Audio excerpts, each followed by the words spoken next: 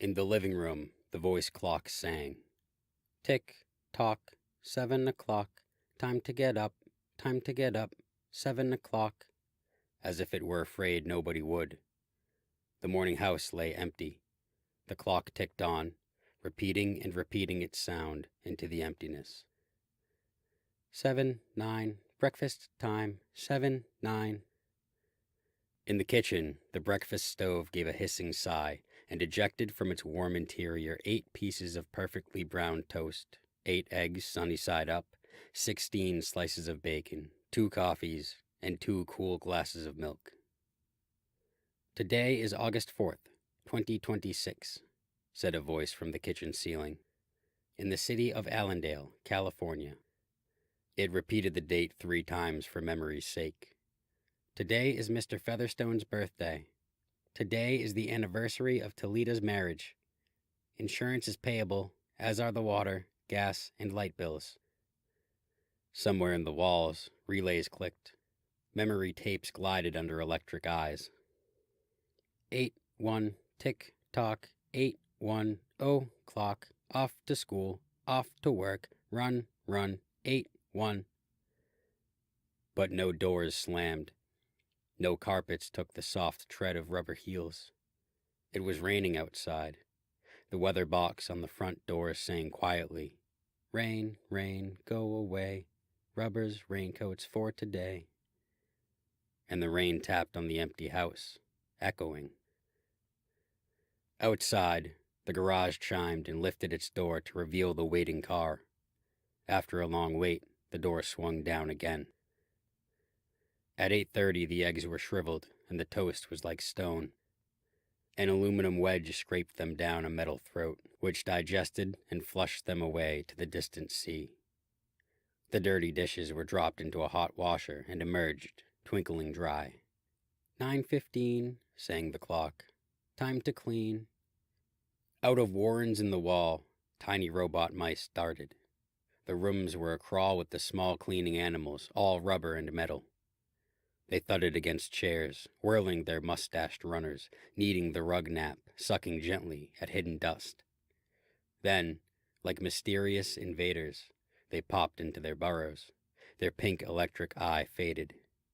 The house was clean. 10 o'clock. The sun came out from behind the rain. The house stood alone in a city of rubble and ashes. This was the one house left standing. At night, the ruined city gave off a radioactive glow which could be seen for miles. 10:15. The garden sprinklers whirled up in golden founts, filling the soft morning air with scatterings of brightness. The water-pelted window panes, running down the charred west side where the house had been burned evenly free of its white paint. The entire west face of the house was black, save for 5 places. Here the silhouette and paint of a man mowing a lawn. Here, as in a photograph, a woman bent to pick flowers. Still farther over, their images burned on wood in one titanic instant. A small boy, hands flung into the air. Higher up, the image of thrown ball, and opposite him a girl, hand raised to clutch a ball which never came down. The 5 spots of paint, the man, the woman, the children, the ball, remained. The rest was a thin charcoal layer. The gentle sprinkler rain filled the garden with falling light. Until this day, how well the house had kept its peace. How carefully it had inquired, "Who goes there? What's the password?" And, getting no answer from the only foxes and whining cats, it had shut up its windows and drawn shades in an old maidenly preoccupation with self-protection which bordered on a mechanical paranoia. It quivered at each sound, the house did. If a sparrow brushed a window, the shade snapped up. The bird startled, flew off. No, not even a bird must touch the house. The house was an altar with 10,000 attendants, big, small, servicing, attending, inquirers. But the gods had gone away, and the ritual of the religion continued senselessly, uselessly. 12 noon. A dog whined, shivering, on the front porch. The front door recognized the dog voice and opened. The dog, once large and fleshy, but now gone to bone and covered with sores, moved in and through the house, tracking mud.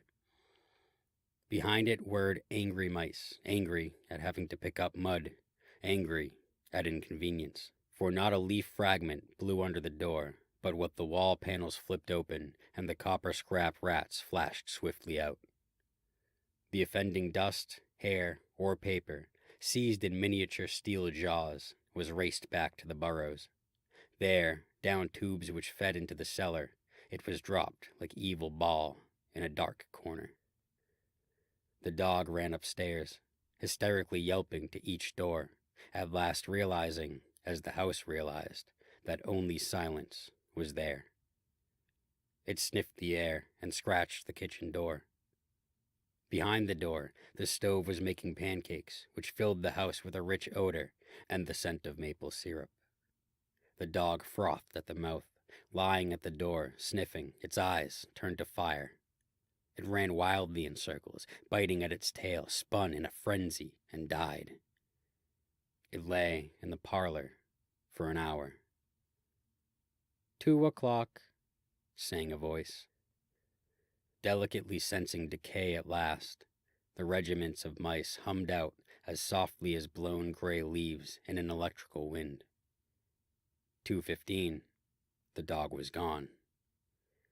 In the cellar, the incinerator glowed suddenly, and a whirl of sparks leapt up the chimney.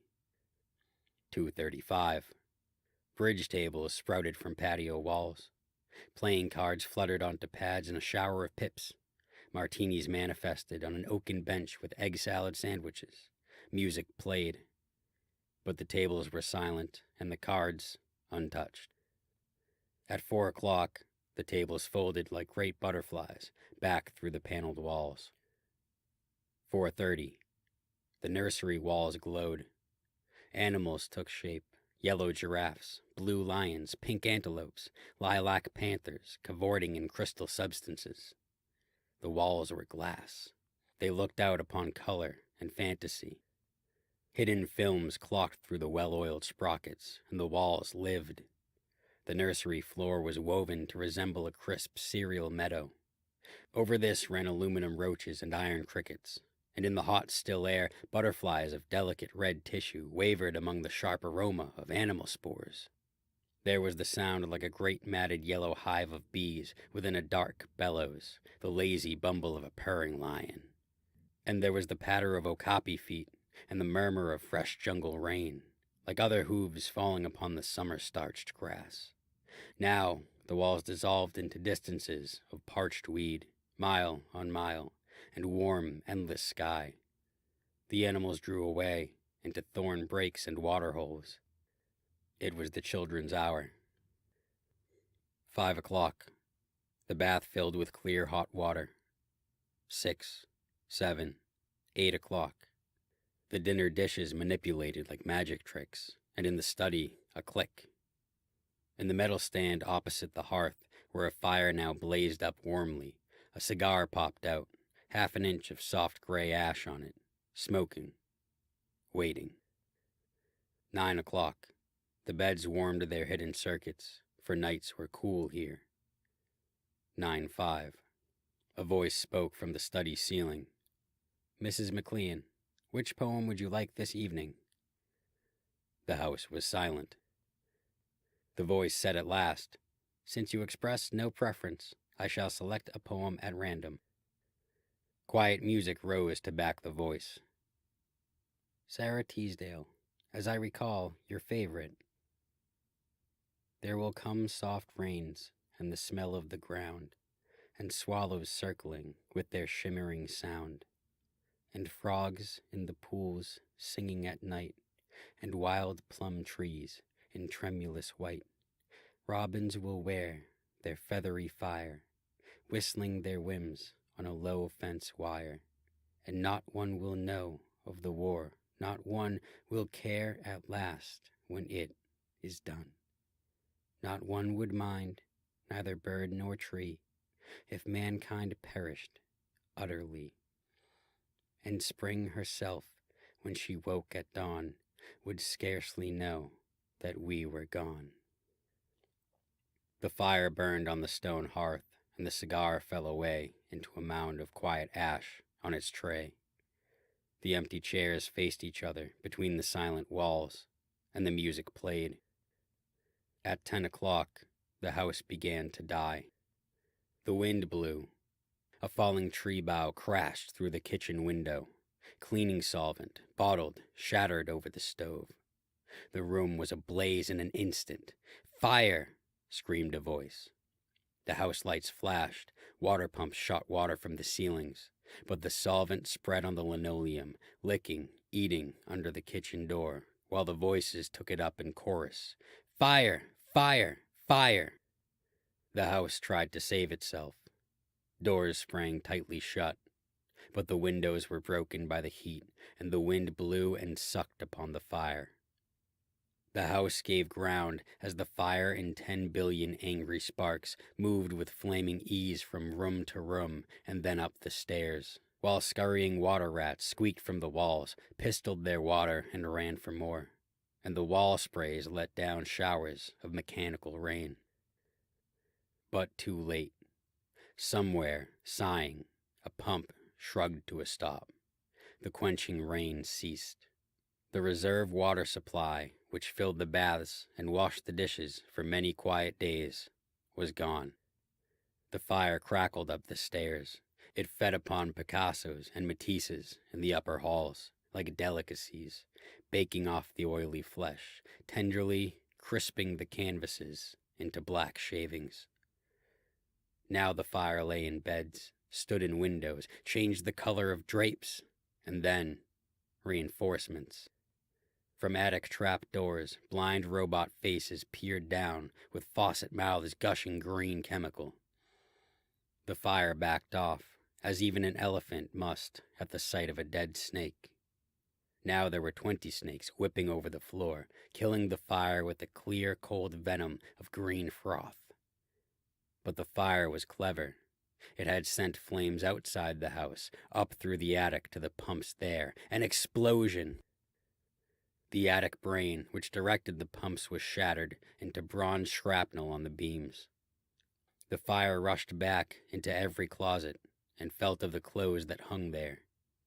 The house shuddered, oak bone on bone, its bared skeleton cringing from the heat, its nerves revealed as if a surgeon had torn the skin off to let the red veins and capillaries quiver in the scalded air. "Help! Help! Fire! Run! Run!" Heat snapped mirrors like the first brittle winter ice, and the voices wailed, "Fire! Fire! Run! Run!" like a tragic nursery rhyme. A dozen voices, high, low, like children dying in a forest, alone, alone. And the voices fading as the wires popped their sheathings like hot chestnuts. 1, 2, 3, 4, 5 voices died. In the nursery, the jungle burned. Blue lions roared, purple giraffes bounded off. The panthers ran in circles, changing color, and 10 million animals, running before the fire, vanished off toward a distant, steaming river. 10 more voices died. In the last instant, under the fire avalanche, other choruses, oblivious, could be heard announcing the time, playing music, cutting the lawn by remote control mower, or setting an umbrella frantically out, and in the slamming and opening front door, 1,000 things happening. Like a clock shop, when each clock strikes the hour insanely before or after the other, a scene of maniac confusion yet unity. Singing, screaming, a few last cleaning mice darting bravely out to carry the horrid ashes away. And one voice, with sublime disregard for the situation, read poetry aloud, all in the fiery study, until all the film spools burned, until all the wires withered and the circuits cracked. The fire burst the house and let it slam flat down, puffing out skirts of spark and smoke. In the kitchen, an instant before the rain of fire and timber, the stove could be seen making breakfasts at a psychopathic rate. 10 dozen eggs, 6 loaves of toast, 20 dozen bacon strips, which, eaten by fire, started the stove working again, hysterically hissing. The crash. The attic smashing into the kitchen and parlor. The parlor into cellar. Cellar into sub-cellar. Deep freeze. Armchair. Film tapes. Circuits. Beds. And all like skeletons thrown in a cluttered mound deep under. Smoke and silence. A great quantity of smoke. Dawn showed faintly in the east. Among the ruins, one wall stood alone. Within the wall, a last voice said, over and over, again and again, even as the sun rose to shine upon the heaping rubble and steam. Today is August 5th, 2026. Today is August 5th, 2026. Today is August 5th.